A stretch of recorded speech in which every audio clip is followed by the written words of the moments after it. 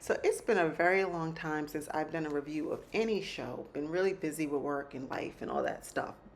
But I have been watching House of the Dragon. I'm a huge Game of Thrones fan. Watched House of Dragon season one. Was really hyped when I found out it was coming back on. And I've been watching, but I had not been reviewing it.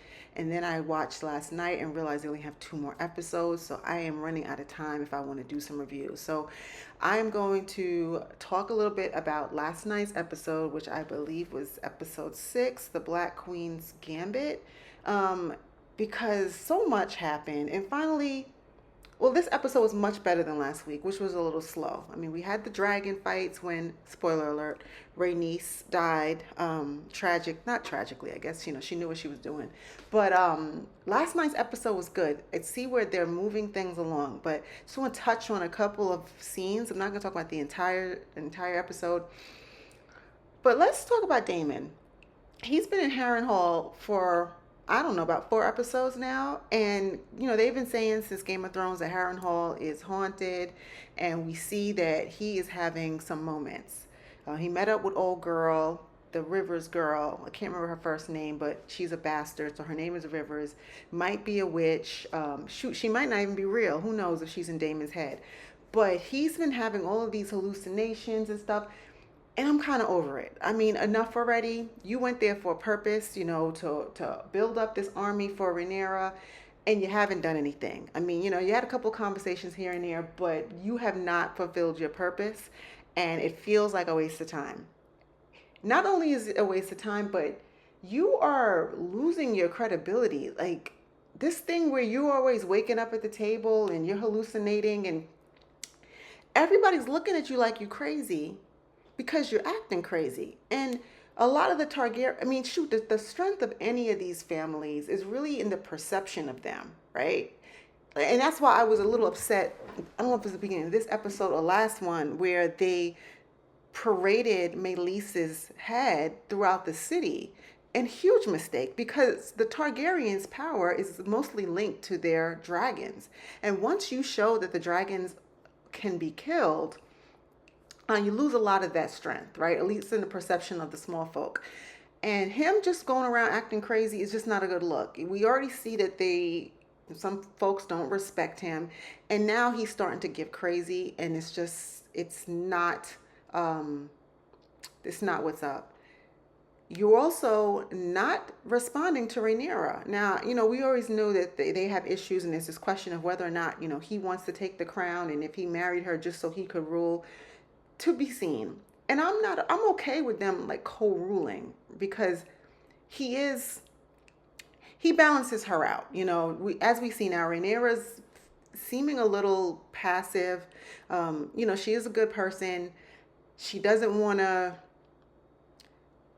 she's not ruthless, right? Whereas Daemon is. And I think when you have war, there is an element of ruthlessness that you need. And I think he provides that for her. He's her heavy. However, he's not being productive right now. So I'm just waiting for him to get it together, to get these troops. And if you can't get the troops, the army, then you need to go back home and you need to be helpful. And right now you're not doing anything. And so I'm just kind of over it. And Daemon is really one of my favorite characters. As he is many people, he's ruthless, but you got to love him. But I need him to get back to Dragonstone or go do something productive because this is not it. So now back at Dragonstone, we see Rhaenyra is floundering. She's lost the respect of her small council. I mean, I don't know if she ever had it, but they are just disrespectful to her because she's a woman. They say she's never seen war. She had a really good comment though when she told old boy, like, we've been in peace for the last, I don't know, 50 years. You ain't seen war either. So good clap back. But to their point, I need her to do more. Like she's just kind of walking around Dragonstone complaining about the fact that she has to just walk around Dragonstone. I agree. She should not be out there fighting because then this is all for nothing. But I need something else, like she's got to be a little bit more strategic here.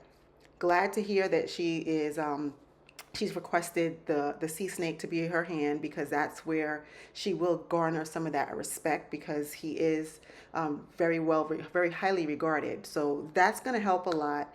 I do like the fact that she's got Melisandre, whatever her name is, as her counsel, because that one right there, she's crafty. She knows King's Landing.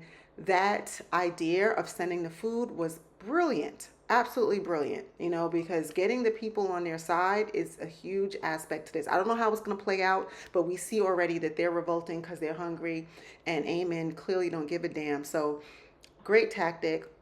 And to her point, sometimes it's not about war, it's not about battle. There's other ways to skin a cat. So I'm glad to see that she's doing some of that.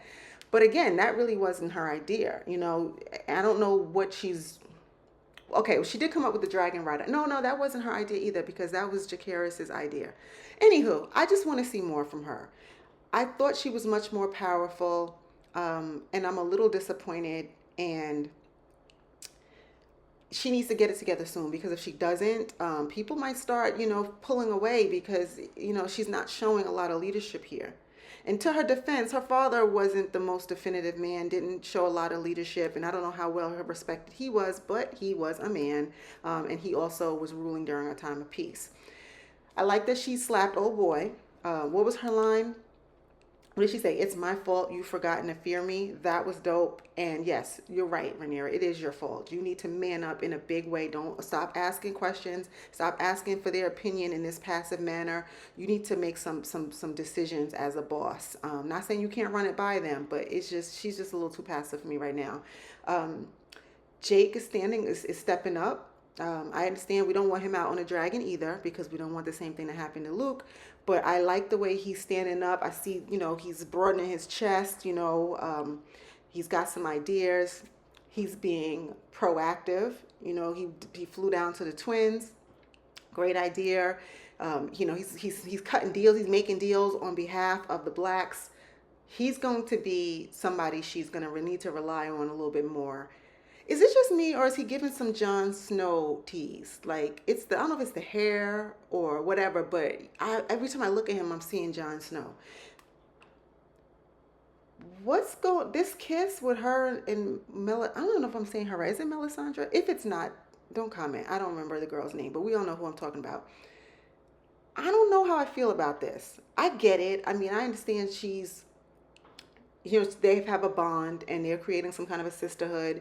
She's probably lonely, but I don't know where they're going with this. And I don't know if it was in the books or not. I don't think so, but it just feels like an unnecessary plot twist or an unnecessary subplot.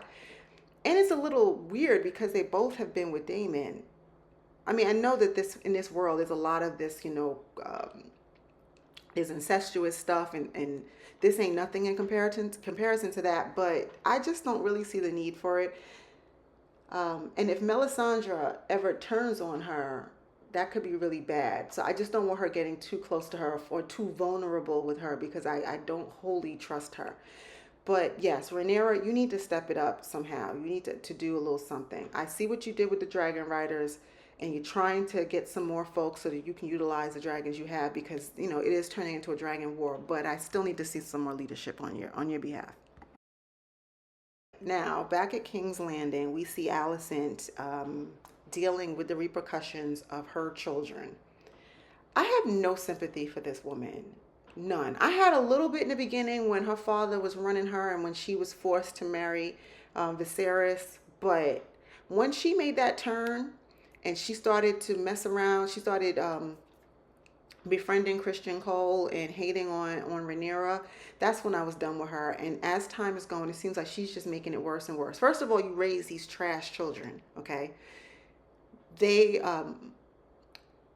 just trash. And I almost don't blame them because she was not a good mother. Viserys was an absent father, and they never really got the grooming that they needed in order to be rulers or to be decent people. But she just pushed this agenda, whether she misunderstood Viserys on his deathbed or not, I'm going to put that aside. Because it feels like even if he hadn't said that, her and her father were going to work to steal the Iron Throne anyway. But it's really an agenda against Rhaenyra. I mean, this is really just a mean girl-ish at the end of the day. You're jealous of her, you're mad at her, and that now you're doing the same thing. If the whole thing was about her sleeping with Christian Cole, and here you go. And it's not even working to your advantage because he's turned his back on you. You done showed your feet to Laris. He turned his back on you. So all of this you did was for nothing. The only thing you really have at this point is Helena and your other kid who's still at back in Old Town, who we don't know what's going on with him. But this is all karma. This is all karma. The way when Aemond kicked her off the council, I was like, yeah, that kind of sounds about right. You really, this is what you get. Go sit down somewhere. And yeah, they're even talking about and marrying her off to somebody. If she had stuck with Rhaenyra, she would be in a really good position right now. She would be the right hand man, the deputy, the confidant, whatever you want to call it, the consigliere. That you would have been that to Rhaenyra if you had just done the right thing. But now you let your father get in your head. You continue. You got all. Your chest got big, drunk with power, and now look at you. Your children are savages.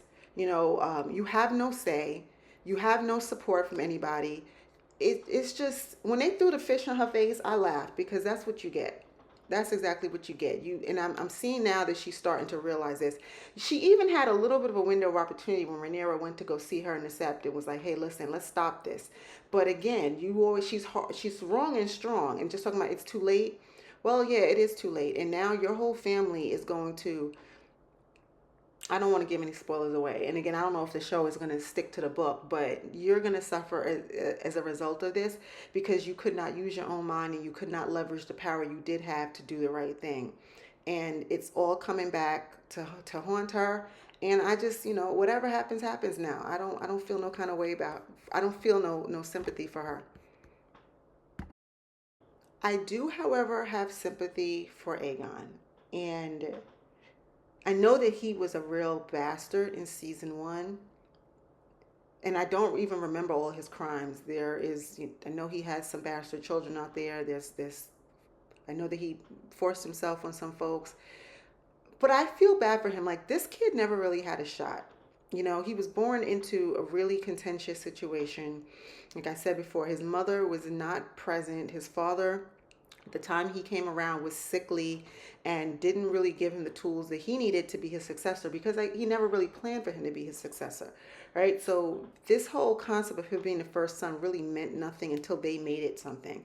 And Otto and Alicent did all this scheming, conniving to put him on the throne. He never wanted it. I mean, the boy ran from them. He was hiding when Viserys died because he didn't want no parts of this. And they forced him into it and gave him none of the tools that he needed. Now, we know that they never intended for him to really be king. They wanted him there so that they could rule from behind. Got it. But then you needed to tell that to him. I mean, it would have taken a lot of pressure off of him, so he wouldn't have felt like he needs to be this ruler and he needs to be all these things and live up to the reputation of all the prior Targaryen kings. But just tell him, like, hey, listen, you're just going to be the face of this. We're going to manage all this behind. And he probably would have been cool with it because he never really wanted this responsibility anyway. But you did all this work to raise him up.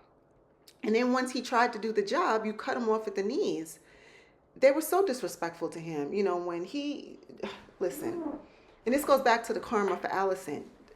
Now that you're sitting at the small council and Aemond is taking over and he's treating you this way, well, you treated your first son like crap when he tried to make some decisions. And now look at him. He only went out there on the dragon with the Sunfire to prove a point, to assert his authority and his power and to try to be helpful. And now look what happened to him. He's alive, but he's the quality of his life is totally compromised, and he'll never be the same. And it's just sad that this young man. And hey, I even forgot about his son. I forgot that his son was murdered.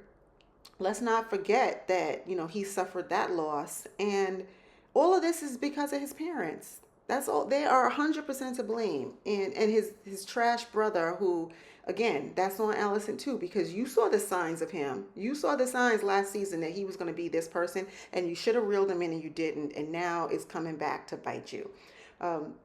I was glad to see him talking to Larys, and again, we can't really trust Larys because we don't really know. He's very much like Littlefinger from Game of Thrones, just conniving, sneaky. and you don't really know where he stands. He was trying to become the hand for Aemond. When Aemond shut that down, then he went to Aegon. Very, very manipulative. And I don't know if he's really trying to help him or if he's just doing this because Aemond is shutting him out. So I hope he is. I hope that, Aegon has somebody in his corner, even if it is Clubfoot. But I just feel bad for this kid. He never really had a shot, and that again is all his mother's fault. So I know everybody hates on him and stuff like that, but that kid, him and his dragon, they didn't deserve this. All right, so I'm gonna talk a little bit about this scene because this was the one. This is where the episode ended off, and it sets the tone for a lot of stuff that's gonna happen. We know that Rhaenyra was trying to find dragon riders, and Seasmoke, who is Laenor's former dragon, before Laenor went off with his boyfriend and pretended like he was dead. And so we've seen that Seasmoke has been kind of flying around. He's restless. His boy left, and he can be an asset to the Blacks right now. They're down one dragon. They absolutely need the numbers. So this was a smart idea on the behalf of Jacaerys for them to find another rider for him. Now, Harren Hall, who is the bastard son of Lord Corlys, now he's playing a major role. And when they're showing a character, like a side character, a lot, that this is important later on, and they're going to bring them into this plot line. So I didn't know where they were going to go with this, but this is a cool little turn. I like the fact that he's coming into the fold. He's going to serve a purpose. I'm assuming he's going to be Team Black because, he's got their the dragon no matter, because the dragon's going to do whatever the writer says. But, he's Corlys' son. So I'm assuming he's going to be Team Black, and we need him, right? We need him for the fight. It's a shame what happened to Darkland. That man didn't deserve that. And when they were doing this little thing in the dragon drive-through area, and he started looking, Seasmoke was looking at him kind of like, all right, this might work. I knew it was too easy. I was like, this is not going to go well for old boy. And yeah, he caught a bad one up front and close and personal. But I'm glad that Seasmoke has Seasmoke said, my body, my choice. I'm going to go pick who I want to ride me. And he stalked old boy, and I would have loved to see the bonding process. And I don't know if they're going to see that next week. Like, how do we go from old boy being frightened of him and, being stuck in a corner to him actually riding him? I would like to see how that played out. But this is a good look. I thought maybe Laenor was going to come. Laenor, is that how you say his name? I thought he was going to come back at some point, and he was going to take his dragon, and he was going to fight with them. But maybe not. And now that his dragon is with Adam, I'm assuming we probably aren't going to see him anymore. And yeah, so, but he should come back. I guess he can't come back because everybody thinks he's dead. And he's probably living his best life somewhere in Essos or Pentos or wherever. But in the sea snake, I feel bad for him. People don't like him, and they're mad, especially after they found out that he's had children on Rhaenys. But I feel bad for him. He lost his whole family. His daughter died in childbirth. Well, via the dragon, via Vhagar, and his son has left. Now he's lost his wife. He's got his granddaughters, but, I feel bad for this man, and I'm hoping that he embraces his relationship with his two bastard sons, because maybe that'll give him some relief in these years of his life, and it'll give him something to live for, because he's looking very depressed and looking like, he doesn't have anything to live for. And we need him right now.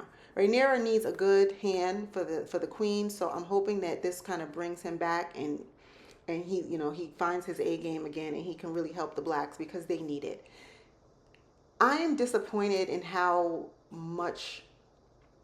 bad they're doing. It's weird to me. Like, I know that because the Greens are at King's Landing, they have a little bit of an advantage, and of course they have Vhagar, but the Blacks are taking an L. Like, this is not looking good for them, and the numbers are low. So something has to change here. And I don't know if this is the turning point with Seasmoke. There's talk that other unclaimed dragon, is it Berthamore? I don't know if I'm saying his name right. The one who's supposed to be just as big as Vhagar or maybe larger, that we got to find a rider for him so he can kind of, level the playing field. But something has to give. And we only have 2 episodes left. And typically in movies and shows, when one person seems to be losing, they set it up so you're so hope you're scared for them, and then they take a turn and then they come back. It's kind of like, you used to watch Rocky, and he used to be getting his ass beat, and then he would find this inner strength and come back and he would beat the opponent. I'm really hoping that that's what's going to happen. However, this is George R. R. Martin, and we know that bad things happen to good people all the time, and we always don't get the happy ending we want. So at least let's make it close. Let's at least make this close. And I hate to see that the dragons are the ones taking the L, because they're kind of innocent in this. But we also know that the dragons do at some point become extinct before Game of Thrones, so they probably all are going to die, because there were none when Game of Thrones started, until Daenerys was gifted those 3 eggs. But yeah, so anyway, I don't know what's going to happen. It looks like these next 2 episodes are probably going to be packed with action. It's probably going to be a lot of dragon fighting, and we're going to move the plot along and end this on a strong note, so that when season 3 starts, we can really get into the meat of it. I'm curious to know if season 3 is going to be the last season. Hopefully they'll stretch it out a little bit. I heard that there's talks of a prequel that's supposed to be in the works, so maybe that's going to happen, and they can kind of stagger these so that we have some Game of Thrones content for the next couple of years consistently, and we don't have to wait. But I'll end on this. Great episode. I like the progression. I'm totally team Black. I'm assuming most people are. I need Rhaenyra to step it up. I need Daemon to come back home. I'm feeling for Aegon. And now Aemond, let me just say this. He is a bastard. But he's something cool about him, though. Like, I don't know, he got a little swag or something. Like, there's something cool about him. He's decisive. He is a strong leader. It's just that his methods aren't ideal, and he doesn't have any compassion or heart, which is necessary for a leader. But I do think that if there was one of those sons who's better suited for the Iron Throne, it is him. Now, he would also need somebody to balance him out and keep him compassionate and think about those things. I don't know how much he would listen. And maybe if Otto comes back, he'll be able to rein him in. Probably not. He does need somebody to rein him in. But, he definitely has more leadership qualities than Aegon, and that's because he wants it, right? So I can't wait for him and Daemon to go head to head. We know that that's coming, because those two are pretty much the same person. And I know that Aemond respects and he respects Daemon, and I think he's in awe of him. I think that's his idol on the low. You kind of saw glimpses of that in last season, where he looks at Daemon and, like, with this admiration, like, I want to be him, but I also know that at some point I might have to kill him. So those two, when they come to head, that's going to be good. Now, Vhagar is a bigger dragon, but he's slower. Daemon's dragon he's nimble. He has a lot of war experience, and Daemon is older and more experienced in battles. So that's going to be a good one. I'm looking forward to seeing that. Although I know that somebody's going to have to die, and I don't want it to be Daemon, because as much as he's a flawed character, you gotta love him. So anyway, I'm gonna stop there. That's my review for episode 6.